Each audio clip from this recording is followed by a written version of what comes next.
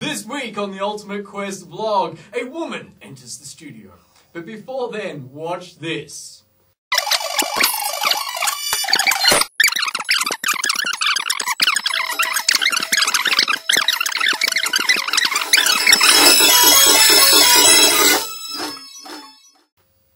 And unfortunately, that's all we have time for today. If you'd like to see the real thing, visit ultimatequest.com.au. But Daz, this week we have a special guest. Yes, please welcome Amelia from New Zealand via Fiji. Absolutely. Thank you. Just to prove we don't hate all Kiwis. Welcome. It's nice to have you here. It's great to be the token Kiwi. Yeah, absolutely. Now, Amelia, before we start, I understand you have some shout-outs you'd like to give? Definitely. Yes, I've got quite a list. Quite a list. Wow. Like one or two? No more than that. Okay, well, what we'll do is we'll scroll those names across the bottom of the screen. Excellent. Thank you, Daniel. I appreciate that. If you get on that list, it means you're very special. What are you doing in Fiji, Amelia? Wow. What do you think when you hear Fiji? Well, I know what I did. I always do research before our vlogs. I go on the internet, the source of all knowledge. Jerry! Jerry, yes. And I asked Jerry, tell me about Fiji. And what I learned was a lot of very nice resorts, condominiums, lovely oceanfront pools, little drinks with umbrellas in them. Yeah. You can see why you would choose to go This to is what I'm Fiji. envisioning. This is what I'm seeing. I'm afraid, Daniel, that Jerry let you down. Oh. He showed you maybe 3% of Fiji. It's a very nice 3%. Well, it's yeah, very nice. Oh, 3% very nice. I would like to go spend some time in at Yes. some point. No, the other 97% is actually where I am. Ah, So I'm living in Suva, and I'm volunteering for an organisation called Homes of Hope. okay. It works with single mums with their children and gives them jobs and counselling and helps them to get their lives back on track. So it's not all beaches and drinks with the little umbrellas. No, in fact, we can't even swim in Suva. The water's horrible and it's all rocks. Oh. I have been deceived. Yeah, well, in that case, why would you want to go to Fiji? Well, it wasn't actually my idea. They kidnapped you? No, God told me to go to Fiji. So he told you. I'm envisioning now lightning, thunder, loud voices. How did that happen? It wasn't actually that dramatic. Okay. I was reading my Bible one day, and I was really upset about something when I was about 16, so it was only a small deal, but, blew up into this massive big thing. Yep, well, you So- were 16. Yeah. Yep. Big dramas. Yep. So I went to my Bible, and I was really seeking direction and some comfort and guidance, and God showed me that my future would be north. North. Wow. North. This was like years and years ago.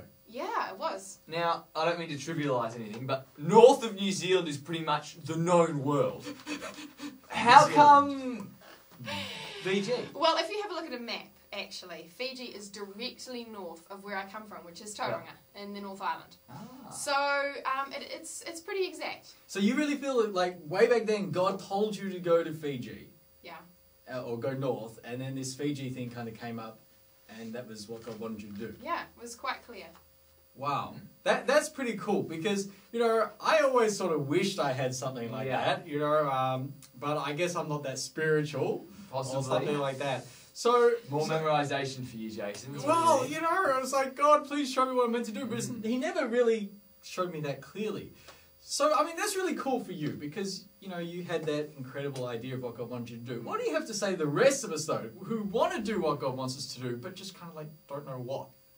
Well, in some ways, Jason, I have more respect for people like you, because it's difficult. You don't have a direct path to follow. You have to keep seeking God and searching for Him and having faith in Him and trusting that He has a purpose, even though it looks like a mess. In some ways, that can be harder than knowing exactly this is what I'm going to do and this is where I'm going. Wow. I never thought of it quite like that. Yeah, that's an unusual thought. And maybe what God wants from each of us isn't just us to do things, but that relationship with Him. Yeah. Because I think in my life, if God said, Daniel, I want you to go do this, I'd be like, great! And I'd go and do it. And then I'd forget about God because I'm very goal-focused. Yes. And He wants me to seek Him to find out what's going on. Whereas maybe in your life, you might not have ever left New Zealand had God not given you that. Definitely not. Everyone is different. And God deals with each of us according to what we need. So my story is not going to be the same as your story, and your story is going to be completely different from Daniel's. So what I'm hearing you saying then is that it really doesn't matter whether God has given you that very clear vision or whether he hasn't. As long as you're still pursuing him with all of your heart and trusting him and loving him and following him, that's what really matters. Definitely. Yeah, I think so. And I also think, more importantly, that's what God thinks. If we look at Proverbs chapter 3, verses 5 and 6, it says, trust in the Lord with all your heart.